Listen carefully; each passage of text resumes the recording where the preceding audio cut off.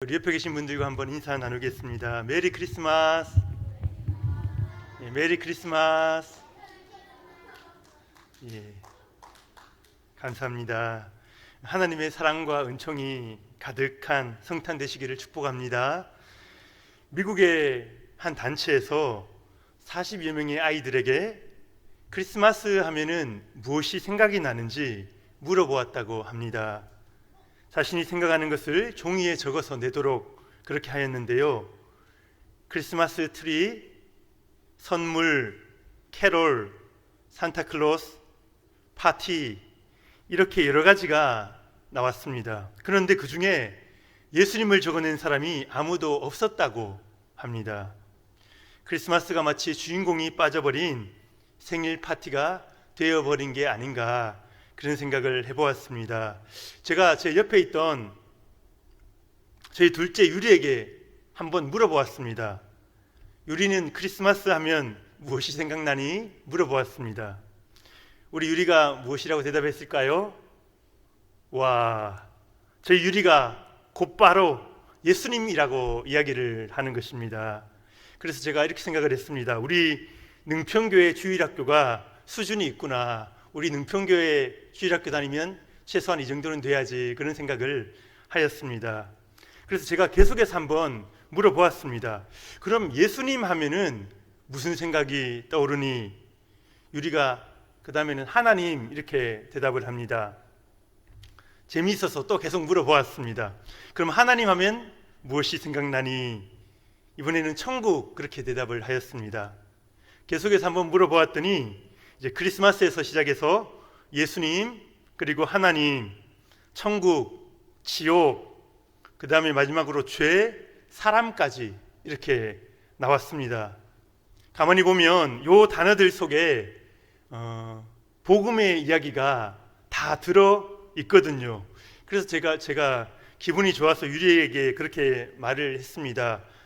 유리야, 너는 아빠 뒤를 이어 목사님을 해도 되겠다 그렇게 이야기를 해주었습니다. 우리 성도님들께서는 어떠십니까? 이 성탄의 시즌을 보내면서 어떤 생각을 하고 계십니까? 예수님 생각 많이 하시고 예수님 이야기 많이 나누시고 예수님의 그 사랑, 예수님의 그 겸손 증거하시는 이 성탄 되시기를 축복합니다. 오늘 본문 말씀은요, 두 가지 장면이 나옵니다. 예수님께서 태어나실 때의 장면과 목자들이 천사들의 소식을 듣고 예수님을 만나러 가는 그 장면이 기록되어 있습니다. 이 저자인 누가는 이 두 가지 장면을 연결하기 위해서 한 가지 표현을 반복해서 사용하고 있는데요. 그것이 뭘까요? 바로 오늘 제목이죠. 구유에 누인 아기라는 표현을 반복해서 계속 사용하고 있는 것을 볼 수가 있습니다. 예수님께서 태어나셨을 때에 요셉과 마리아는 묵을 여관이 없었습니다. 한 마구간에서 예수님을 출산하고 아기 보자기에 싸서 말 구유에 그 아기를 뉘었던 것입니다. 오늘 7절 말씀에 그렇게 기록하고 있습니다. 첫 아들을 낳아 강보로 사서 구유에 뉘었으니 이는 여관에 있을 곳이 없음이러라. 그리고 이어지는 장면에서 목자들이 밤중에 양떼를 지키고 있습니다. 이때 천사들이 나타나 구주 예수님이 태어나셨다 그 기쁜 소식을 전하는데요, 아기 예수님이 도대체 어디에 계신지를 알아야 이 목자들이 맞이하러 환영하러 갈 것이 아닙니까? 이때 천사들이 어떻게 알려줍니까? 12절 말씀 함께 볼까요? 12절, 너희가 가서 강보에 쌓여 구유에 뉘어 있는 아기를 보리니 이것이 너희에게 표적이니라. 이렇게 이야기를 합니다. 바로 구유에 뉘어 있는 아기가 표적이라는 것입니다. 표적이라는 말은 영어로 사인입니다. 사인. 수많은 아기들 중에서 아기 예수님이라는 것을 증명해 줄 사인, 증표가 바로 무엇입니까? 구유에 뉘어 있는 아기라는 것입니다. 구유에 뉘어 있는 아기를 보게 된다면 그 아기가 바로 아기 예수님이라는 것을, 구세주라는 것을 알아보아라고 이야기를 해준 것이죠. 다른 어떤 아기들도 구유에 뉘어 있는 아기는 없습니다. 아무리 가난한 집 아이도 구유에 눕지는 않을 것입니다. 냄새나는 마구간에서 보자기에 쌓여 구유에 뉘어 있는 아기가 바로 예수님이다. 너희 구주시다. 천사가 그렇게 말해 주었던 것이지요. 우리가 읽지는 않았는데요, 16절 그 뒷부분입니다. 거기를 보면 목자들이 마리아와 요셉과 구유에 누인 아기를 찾아가는 장면, 그 장면이 나옵니다. 오늘 본문의 저자 누가는 의도적으로 구유에 누인 아기 예수님, 이 모습을 강조하고 있는 것입니다. 우리가 아기 예수님의 그림을 볼 때에 어김없이 마구간 구유에 뉘어 있는 모습을 보게 되지요. 예수님은 말과 소와 양이 거하는 그 처소에서 그 처소를 빌려 태어나셨고, 저들의 여물통, 그 구유를 자신의 첫 생활 공간으로 삼으셨던 것입니다. 이것은 우연이 아닙니다. 하나님의 세심한 계획 가운데 이것이 진행된 것이다. 누가가 그렇게 기록하고 있는 것입니다. 그렇다면 아기 예수님을 꼭 구유에 누이신 그 이유는 무엇일까 하는 것입니다. 오늘 그 이유를 두 가지로 한번 살펴보고자 합니다. 첫 번째, 예수님께서 마구간에 구유에 오신 이유는 자신이 어떤 분이신지를 알려주시기 위해서입니다. 왜 구유에 오셨다고요? 자신이 누구인지를 알려주기 위해서 구유에 오셨습니다. 예수님은 우리와 같이 응애응애 울면서 태어나셨지만 우리와 똑같은 사람은 아닙니다. 성경이 무엇이라고 말합니까? 인간의 몸을 입고 오신 하나님의 본체시다. 하나님 그 자신이시다. 삼위일체 하나님이 중에 한 분이, 한 윗격이신 분이 예수님 아니십니까? 그런데 이 예수님이 스스로를 소개하신 적이 있는데요, 우리 마태복음 11장 28절 29절 우리 한번 함께 읽어보겠습니다. 앞에 있지요? 함께 보겠습니다. 시작. 수고하고 무거운 짐진 자들아 다 내게로 오라. 내가 너희를 쉬게 하리라. 나는 마음이 온유하고 겸손하니 나의 멍에를 메고 내게 배우라. 쉼을 얻으리니. 예수님께서 스스로를 두 가지 단어로 그렇게 설명을 하십니다. 무슨 단어입니까? 바로 온유와 겸손입니다. 예수님을 나타내는 많은 형용사들이 있지요. 전능하신 분, 지혜로우신 분, 영원하신 분. 우리 오늘 영원히 계신 그 하나님을, 예수 그리스도를 찬양했었는데요, 그 영원하신 분, 위대하신 분, 이처럼 예수님께 올리는 많은 형용사가 있지 않습니까? 우리가 예수님을 찬양할 때에 이러한 단어를 사용합니다. 하지만 예수님 스스로 자신을 소개하시는 단어는 다른 어떤 단어도 아니었고요, 온유와 겸손, 나는 온유하고 겸손하다, 그렇게 말씀하셨던 것입니다. 이 두 단어를 들으면 어떤 생각이 드십니까? 우리가 다가설 수 있도록 스스로를 낮추시고 우리를 받아주시려고 두 팔 벌리시는 그런 인자한 예수님의 모습이 생각나지 않으십니까? 우리가 아무리 실수하더라도 보듬어 주시고 위로해 주시는 그분이 바로 주님이십니다. 누구에게나 열려있는, 누구라도 받아주시는 주님의 그 마음이 온유하다, 겸손하다, 이 단어로 표현되어 있는 것이죠. 그런데 바로 그 온유와 겸손의 성품을 그림처럼, 이미지로 보여주는 것이 있는데, 그것이 바로 구유에 뉘어 있는 아기 예수님의 모습이라는 것입니다.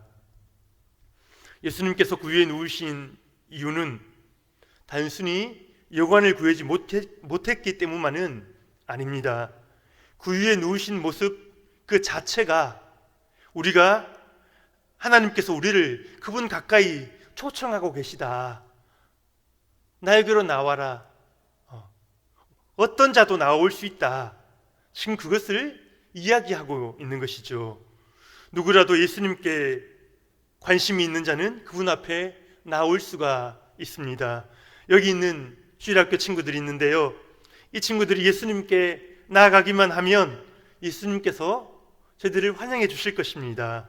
세상에서 소외된 그 누구라도 예수님께 나아가기만 하면 예수님은 다 맞아 주실 것입니다. 가장 천한 직업에 속했던 이 목자들이 가장 먼저 구유에 누이신 왕께 초청을 받았던 것이지요. 오늘 본문 1절 말씀에 가이사 아구스도가 나오는데요, 당시 로마의 황제였던 옥타비아누스 아우구스투스입니다. 이 아우구스투스는 제국의 통치를 강화하기 위해서 지금 무엇을 하고 있습니까? 호적 조사를 하고 있는 것입니다. 호적 조사를 해야지 세금도 더 많이 거둘 것이고 군 복무도 더 강화할 수가 있을 것입니다. 아우구스투스는 그래서 권력을 얻어 정적들을 누르고 그들 위해 군림해야 합니다. 자기의 치적을 드러내야 하고 더 높은 곳으로 올라가야 하는 것이죠. 하지만 만왕의 왕이신 예수님은 가장 낮은 말구유에 누워 계시는 것입니다. 아무것도 못하시고 누워 계십니다. 왕이신 그분이 섬기러 오셨습니다. 나보다 남을 더 귀하게 여기는 삶, 이 세상에는 그런 것 없거든요. 나보다 남을 더 귀하게 여기는 그 삶을 직접 보여주시기 위해서 이 땅에 친히 오신 것입니다. 로마 황궁에서 명령을 내리고 있는 아우구스투스, 그리고 베들레헴 한 마구간의 구유에 누워있는 아기 예수님, 지금 누가는 이 두 종류의 왕을 대비하면서 예수님을 겸손의 왕, 온유의 왕으로 드러내고 있는 것이지요. 천사는 구주의 오심을 전하면서 구주에 누이신 아기가 바로 예수님이다, 그렇게 말하였습니다. 이것은 우리에게 중요한 인사이트를 줍니다. 예수님을 알아보려면 어떻게 해야 된다고요? 구유에 누워있는, 마구간으로 달려가서 그 구유에 아기가 누워있는지 그것을 보아야 한다는 것이죠.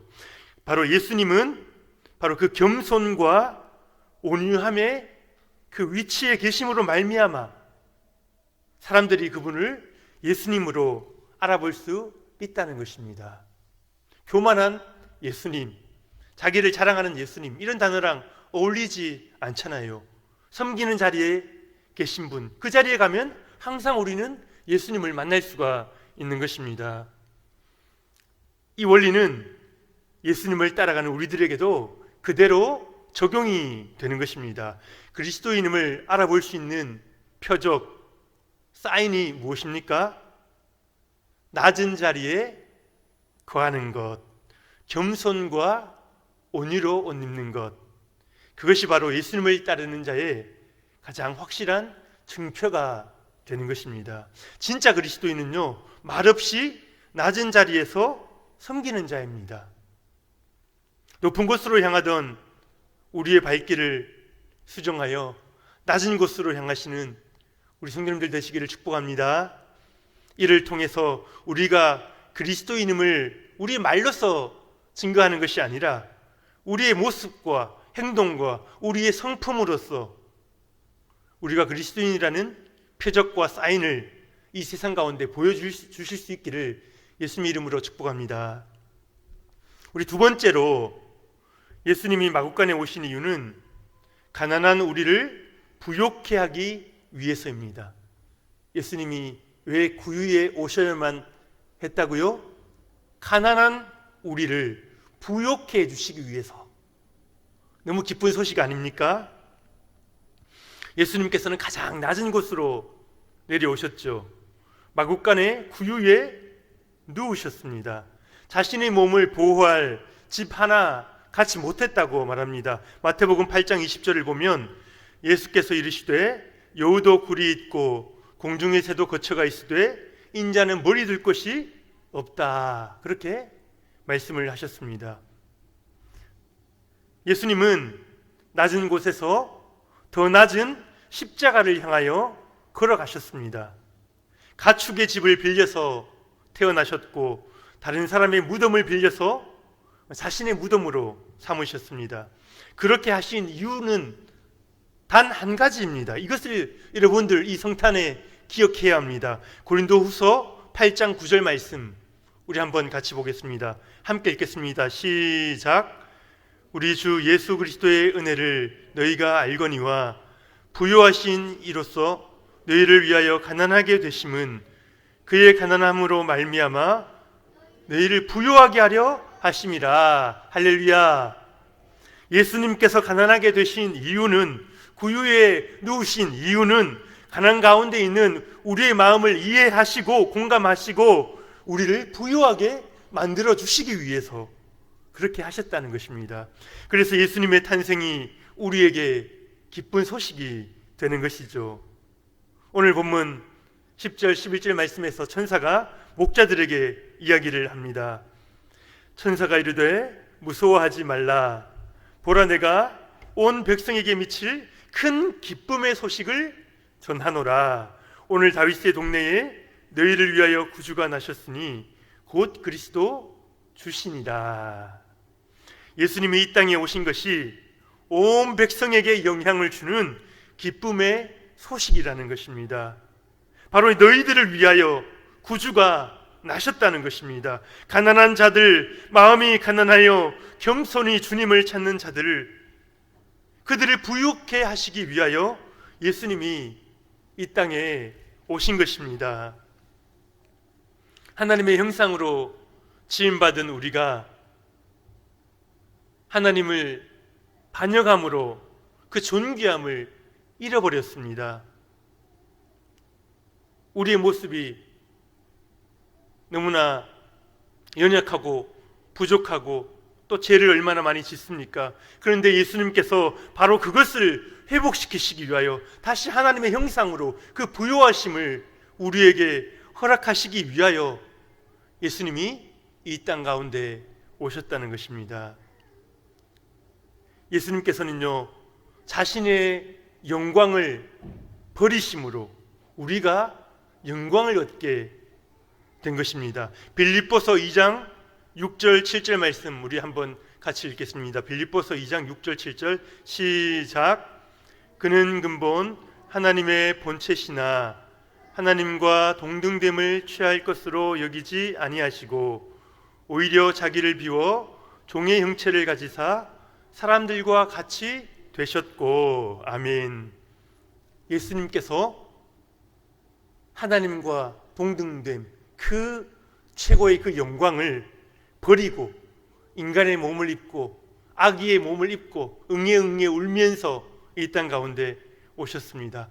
영광을 버리신 이유가 뭔지 이제 나오는데요. 베드로전서 5장 4절 이렇게 이야기를 합니다. 베드로전서 5장 4절 그리하면 목자장이 나타나실 때에 시들지 아니하는 영광의 관을 얻으리라. 할렐루야. 하나님께서 우리에게 영광의 관을 주시기 위해서 자신의 영광을 버리시고 우리를 영광스럽게 하시기 위해서 이 땅에 오셨다는 것입니다.